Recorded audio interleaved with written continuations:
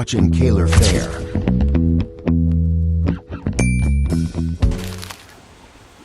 Hello Tata. Can you?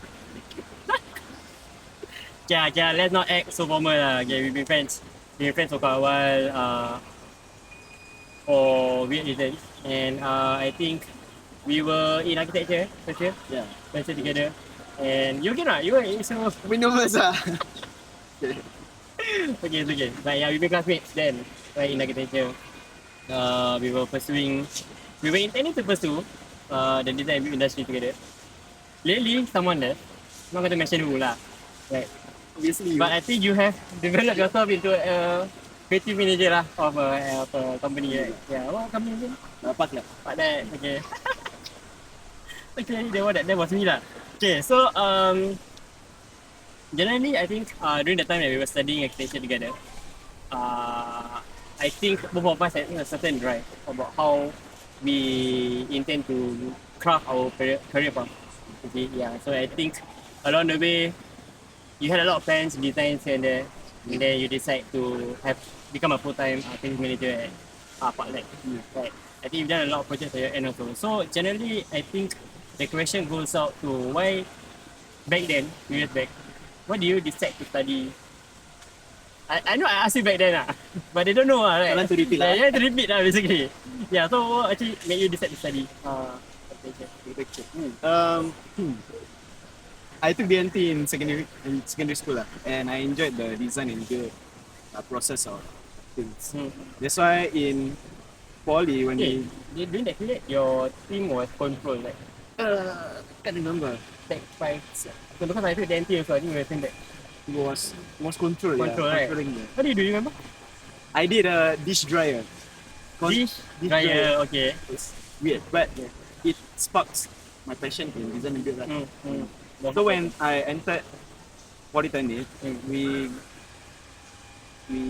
got to choose our courses, and I decided to go with architecture because I don't know, it's really just the thought of building things. You like the design thinking process You like the messing, the model, the draft.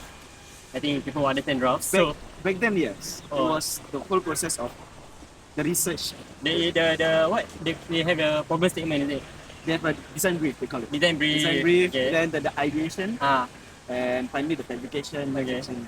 Oh, so you actually like the process? I like the process. Yeah, I see. Because I understand that some people say design thinking or whatever the concept is, the process is, it's more for people who cannot really craft a creative element out of them. Like, that necessarily they cannot think of a new idea on the spot. So they need to find from the design brief to find the solution and to find the process in finding the solution, and then find the definition of this word in the design brief, and then try to get the abstract, try to get a meaning. So you're trying to say it's being categorized to ease the students correct, yeah. to ideate better. Exactly.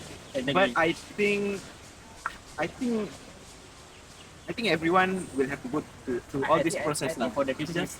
Yeah, but it's just faster for some people. So they have a design brief in their mind. It doesn't have to be a sentence. It's an idea. I think in one way or another, for those people who are actually creative, that have too many ideas, you have to keep them on track. Yeah, you have to keep them on track. Yeah, this one. Yeah, so I think so that they will stay to the main objective of what is trying to be achieved with the project lah. Yeah, but nevertheless, I'm surprised that given how we were back then in school, you are still pursuing that. Yeah, I remember the day you were like, oh, what the hell, you left me. But you talked to me for 2 weeks. But a lot of students from our architecture school, everyone, I believe only 10% of them stayed in architecture. Okay. Most of them went to overseas to study. I think a mutual friend of ours working with, I think actually DD right now, not pursuing the creative side.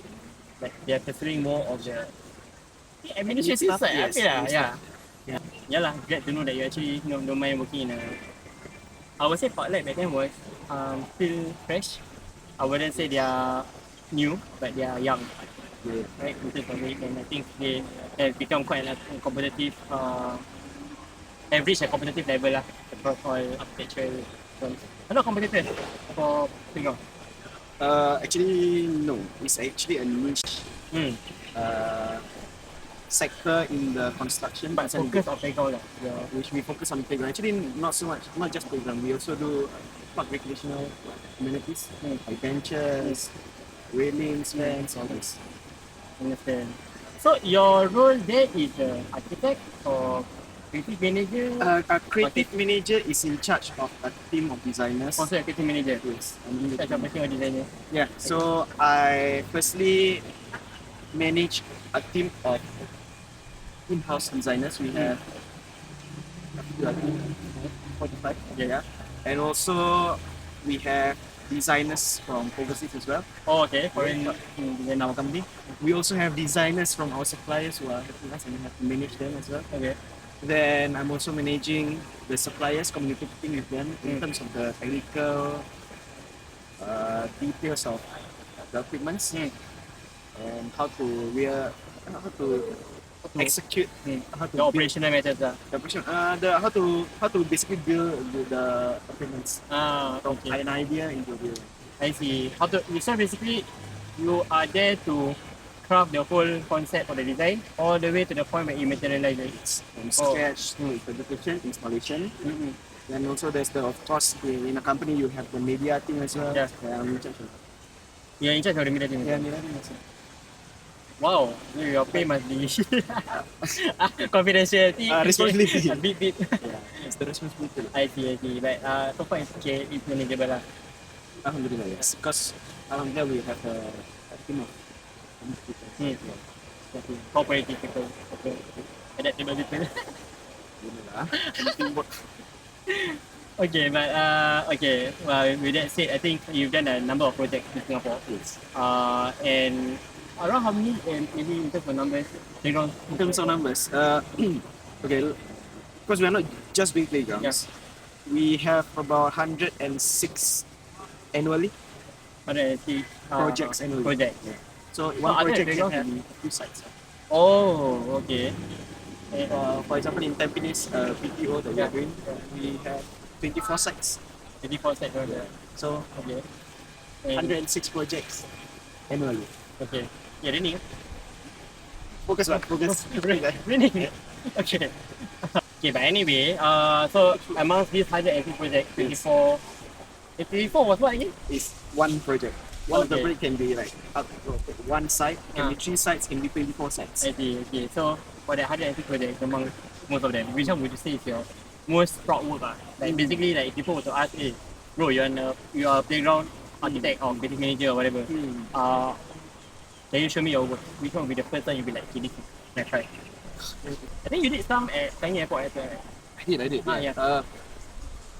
But if you're talking about the scale, Changi Airport is a small area. Okay. About 90 square meters, which is quite small actually. 90 square meters. It's 9 times that. Okay, thank you very much for the beneficial explanation. It's a small project, but of course, Changi Airport being Changi Airport, it's one of the significant clients that we have there. But if you're asking me the most memorable project, or at least for me, it's actually the upcoming one in Tampines PTO, Block 971 and 968. Is it a green building area? Oh, I think it's DP, near Bedok Reservoir, I believe. Oh, okay. There's a fra Safra is on the other side. Yeah, Oh, on the okay, other side of okay. the lake. across the road lah. Across the road, yeah. Okay, for junction. Yeah, that I think is the most iconic because What's the meaning behind it? it's not the meaning, it's actually the fabrication part of things, the preparation of shop drawings, construction drawings. I would say it's crazy detailed, which is good, but it really taught me and my team valuable lesson in terms of fabricating documents. There's a lot of like new problems that arises that you have to find a solution for this. Yeah, especially when you have to liaise with suppliers. Because sometimes when we are proposing different materials that they don't have it, we have to keep on changing. I see. Okay, so fair enough. You've been in the design and build industry for quite a while. Yes. I think we mentioned that some of our friends A very small number of them actually stay in this industry. Okay, so being would you consider yourself an architect? No. You want to consider yourself an architect? Would you consider yourself a creative manager? Right. But those people under you, the designers, They are architects, landscape designers. landscape architects, no? No. An architect have a white and you have to be registered for it. Oh, it's the kind that, you know, when you build a building, they're the one that sign, and they're the one that, so they're the architecture, directions, architecture, They instructions, have to, what do they call it? and so 45%, qualitative officer. Huh? QP. Qualitative profession, qualified Qualified professional. person. Qualified person. What? UP ah, UP, okay. With all this lecture. Want to speaking ah bro, want to speaking ah. Aku pun tak tahu Okay, can. So, that being said, this this journey of you being an architect, or putting it on the base of you being a creative manager, okay, being in the design and build industry lah. Yes. You let's just try to put it in comparison with other people who also has been in this industry. Okay, the younger ones, the older ones. At which point, according to your understanding, has the creative manager reached its peak, its summit of the, you know, them delving into this industry in the creative aspect?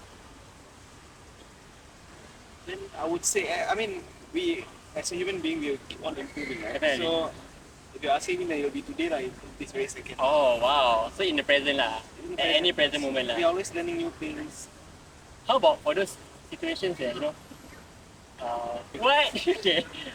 No, I was wondering more like, you know, there are moments where you have this like block, where you kind of lost the energy to be creative.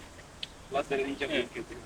Yeah. So in that process, I think there are moments where by then it starts to plummet down your energy to try and brainstorm new projects from scratch. Yeah, so when that happens, I would say that would be like a turning point, and there will be a peak before that. Would you say that that's generally the case? Most Wow, if you're asking me personally, it'll be, my answer will be quite different from people. Because, of course, there are times whereby we are bored of what we do. Yeah. Right? It's normal. Passion runs out. Passion runs out. But, okay, when it comes to passion, firstly, what I did is that I always do other things outside of design.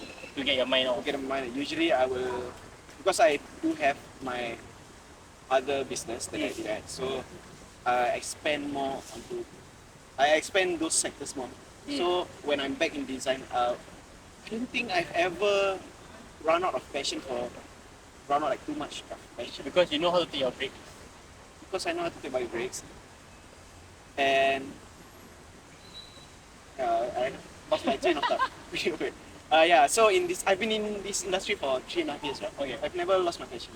Oh, Every time I get bored of something, I will just do other stuff, and I'll come back, I'll have the full energy to do it. I see. That's passion. Mm. When it comes to ideation or creativity, this actually happened to a year ago. Okay. So what I did was that we decided to hire more people because I began to think that design is not just a solo thing for you. You have to, it has to be communication. Not just from the designers to the clients, but also designers to the designers. Okay. You can brainstorm, and other designers as well can Compliment. take a look, compliment, and also take a look at your current project from a different perspective. So currently with my team now, I believe that we are in a good place, and I don't think Your dynamic is good lah. I don't think we creativity block is a problem for us. Yeah, but that's the thing that I'm generally quite okay. So I understand that you were born in Singapore and you've been going back and forth to Indonesia because of your extended families here and there. And I think you mentioned to me before that you a part of you still feels like you really appreciate the Indonesian culture. All parts of it. Okay, fine, all parts of you Singapore. How about Singapore culture? It's recorded. Yeah, I think you're at the spot. So I think But point being that I mean you are able to compare a lot of things between those countries, and Yes. you're able to see the culture there, the culture here. You can see um, the work life there, the work life here, and so, I believe you mentioned to me that you may be born in Singapore, but a strong part of you feels a bit more at home when you are back in Indonesia with your extended family as well. And I think throughout the whole time you are exposed more to uh, the different buildings there, the buildings here, the culture there, the work life there and here. yeah. So you're able to compare.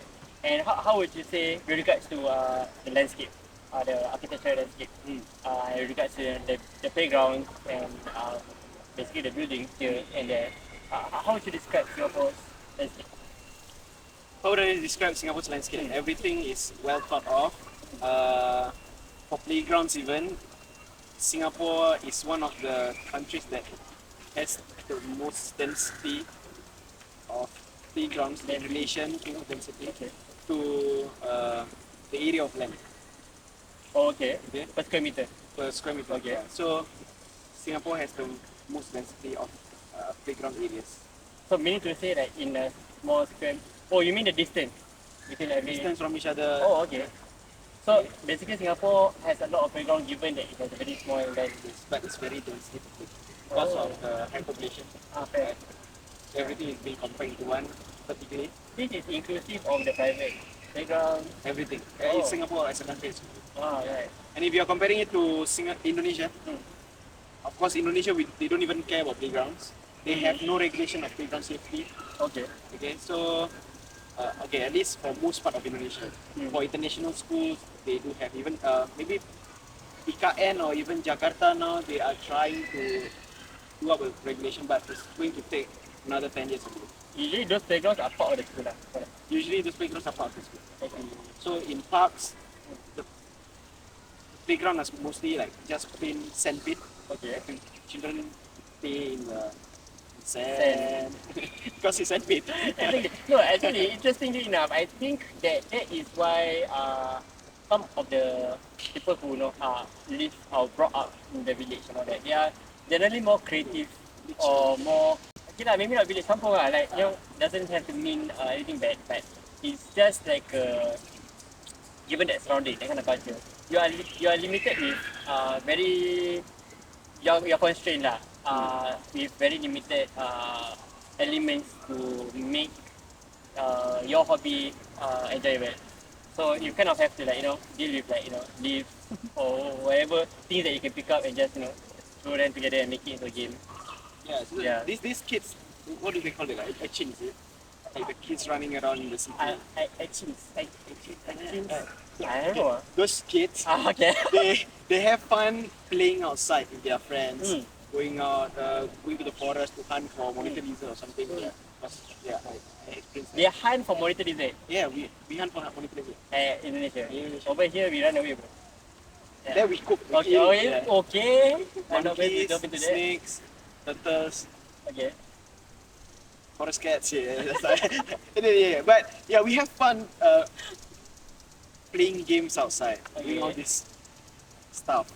But in Singapore, you can't do anything. Everything is malls and It's regulated lah. Yeah. Basically, I think over here, given the culture, given how little, like you mentioned, a very small area of land that we have here, there needs to be some regulation that does not allow for any misplacement of activities and misplacement of